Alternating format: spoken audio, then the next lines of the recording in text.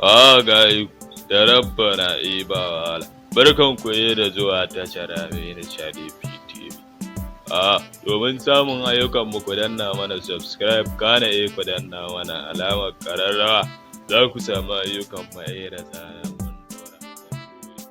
Kamar kullum kamar ko da yaushe kamar kuma yadda aka saba mun zo muku da fitattun jarumai na kanywood irin su Ali Nuhu, Sani Danja, Adam E Zango da sauransu su Hadiza Gabon. Duka akwai su a ciki su Fati Washa, hotunan su lokacin da suna ƙanana sannan kuma da hotunan su lokacin da suna a sha kallo lafiya. Muna tare ko kasance